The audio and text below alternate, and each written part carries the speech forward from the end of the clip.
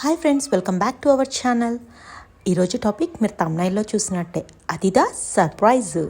ఇప్పుడు ట్రెండింగ్లో ఉన్నటువంటి సాంగ్ కదా, రాబిన్హుడ్ మూవీ. నితిన్ హీరోగా నటించినటువంటి ఈ సినిమా రిలీజ్కి రెడీగా ఉంది. ఆ మూవీ ప్రమోషన్స్లో భాగంగానే ఈ సాంగ్ని రిలీజ్ చేశారు. ఇంకా ఏదైనా కొత్త సాంగ్ రిలీజ్ అవ్వగానే పనే ఉంది. ఇంకా మనకి అది ఇన్స్టా షార్ట్స్లో, యూట్యూబ్ షార్ట్స్లో వైరల్ అవ్వడమే పని కదా. పోనీ సాంగ్ వరకు వైరల్ అయితే పర్వాలా, ఆ లిరిక్స్ సంగతి పక్కన పెడితే మన శేఖర్ మాస్టర్ గారు కంపోజ్ చేసినటువంటి సాంగ్స్ స్టెప్స్ ఎంత వరస్ట్గా వల్గర్గా ఉన్నాయి అంటే చెప్పడం ఎందుకులేండి. అది రికార్డింగ్ డ్యాన్స్, అది పెద్ద స్క్రీన్ మీద మళ్ళీ చూపిస్తున్నారా అనే ఫీలింగ్ కలుగుతుంది. ఆల్రెడీ రికార్డింగ్ డ్యాన్సులు బ్యాన్ అయినప్పటికీ ఇండైరెక్ట్గా పాపం వీళ్ళు చిన్నప్పటి నుంచి రికార్డింగ్ డ్యాన్సెస్ చూసి ఇన్స్పైర్ అయ్యారో మరి ఏమో, ఎందుకు ఇట్లాంటి స్టెప్స్ కంపోజ్ చేస్తున్నారో తెలియదు. ఆల్రెడీ శేఖర్ మాస్టర్ ఇండస్ట్రీకి వచ్చి చాలానే ఇయర్స్ అవుతుంది, ఆల్మోస్ట్ 10-13 ఇయర్స్ అవుతుంది. ఈయన డీ షో నుంచి మంచి ఫేమస్ అయ్యారు. సో శేఖర్ మాస్టర్గానే చాలామందికి ఫేమస్ అనమాట, తెలుసు ఈయనకి కొరియోగ్రాఫర్గా. ఈయన కొరియోగ్రఫీ సాంగ్స్ స్టార్టింగ్ స్టేజ్లో చాలా బాగుండే ఈ స్టెప్స్. ఈ మధ్య అంటే చాలా వల్గర్గా అనిపిస్తున్నాయి. పెద్ద పెద్ద భారీ బడ్జెట్ మూవీస్ అన్నీ కూడా శేఖర్ మాస్టర్ ఖాతాలోనే ఉన్నాయి.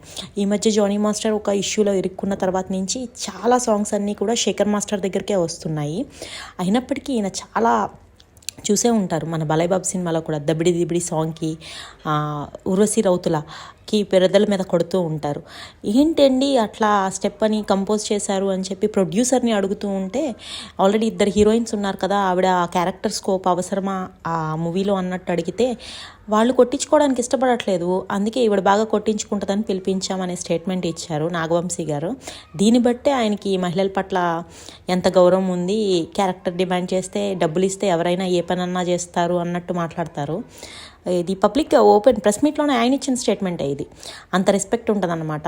అందుకే బాగా జరిగిందనే చెప్పుకోవాలి. ఇట్లాంటి వాళ్ళందరికీ శేఖర్ మాస్టర్ మీద కంప్లైంట్ ఫైల్ చేశారు. ఎవరు అంటే తెలంగాణ మహిళా కమిషనర్ వాళ్ళంతా కలిపి. సో ఉక్కుపదం మోపారనే చెప్పుకోవాలి. పోలీసులకి కంప్లైంట్ వెళ్ళింది. ఇకనైనా ఆయన జాగ్రత్త పడి మంచిగా కొరియోగ్రఫీ చేసుకుంటే బాగుంటుంది. పుష్ప 2 ఫీలింగ్స్.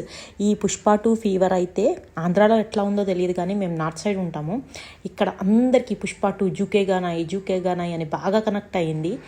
కానీ ఈ ఫీలింగ్స్ సాంగ్ అప్పటి వరకు మూవీలో రష్మిక క్యారెక్టరు చాలా డీసెంట్గా అనిపిస్తుంది. శారీ కట్టుకుని ఆ ఇంటర్వల్ బ్లాగ్లో వచ్చేటటువంటి ఆ జాతర సీన్లో తను చెప్పేటటువంటి డైలాగ్, తను చేసే డ్యాన్స్ అంతా నీట్గా ఉంది అనిపించే టైంకి ఈ ఫీలింగ్స్ సాంగ్ ఇట్లాంటి వాటిల్లో అమ్మాయి కాస్ట్యూమ్స్ సంగతి పక్కన పెడితే తను చేసే స్టెప్స్ చాలా అసభ్యంగా అనిపిస్తుంది. ఆ ఇంప్రెషన్ అంతా ఒక్కసారిగా మైండ్లోంచి పోతుంది అనమాట.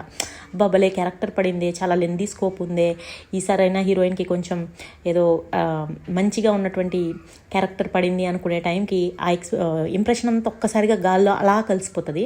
అలాంటి గొప్ప గొప్ప కళాఖండాలని చెప్పలేము, కానీ అద్భుతమైన స్టెప్పులు కొరియోగ్రాఫర్ చేసినటువంటి మన శేఖర్ మాస్టర్కి మంచిది అయిందని చెప్పుకోవాలి. చాలామంది హీరోని, డైరెక్టర్స్ని 24 క్రాఫ్ట్స్ని అంటారు. నాకు అర్థం కాని విషయం ఏంటంటే, ఒక మూవీ సెన్సార్కి వెళ్తున్నప్పుడు సెన్సార్ బోర్డు వాళ్ళు కూడా చూస్తారు కదా ఇట్లాంటివన్నీ కూడా. ఇది కొంచెం అభ్యంతరంగా ఉందని ఏదో ఒక సర్టిఫికేట్ ఇచ్చేయకుండా అదర్వైజ్ వాళ్ళు మెన్షన్ చేసి చెప్పొచ్చు కదా, ఈ స్టెప్ అస్సలు బాగాలేదండి, సాంగ్ క్లిక్ అవుతుందేమో, సాంగ్స్ తొందరగా పిల్లల్ని అట్రాక్ట్ చేస్తాయి కాబట్టి ఇది తీసేస్తే బాగుంటుంది అని మాట్లాడరో మరేమో. ఏం జరుగుతుందో నాకైతే తెలియట్లేదు. సెన్సార్ బోర్డులో రెస్పాండ్ అయితే బాగుంటుంది, ఏవేవో జరుగుతూ ఉంటాయి. నాకు అర్థం కాని విషయం ఏంటంటే, ఇదే శేఖర్ మాస్టర్ గారు మిస్టర్ బచ్చన్ మూవీకి కూడా కంపోజ్ చేశారు. అప్పుడు కూడా స్టెప్ అసభ్యంగానే ఉంటుంది. బాలయ్య బాబుకి కంపోజ్ చేసినటువంటి స్టెప్ కూడా ఏం బాగోదు డాకు మహారాజ్లో. ఇంకా అలా చెప్పుకుంటా పోతే చాలానే ఉంటాయి. పుష్ప 2లో ఫీలింగ్స్ సాంగే కానీ అప్పుడెప్పుడు మాట్లాడట్లేదు. పోనీ ఇప్పటికైనా బయటికి వచ్చి చాలా ధైర్యంగా ఈ డెసిషన్ తీసుకున్నారు. ఇకపై ఆన్ స్క్రీన్ కదా, ఇది చాలా ఇంపాక్ట్ ఉంటుంది సొసైటీ మీద, యువత మీద, పిల్లల మీద. ఎస్పెషల్లీ హీరోని చూసుకుని మనం చెయ్యలేనివి వాళ్ళు చేస్తున్నారే అని చెప్పి మురిసిపోతా ఇన్స్పిరేషన్గా తీసుకునే ఛాన్సెస్ ఉంటాయి.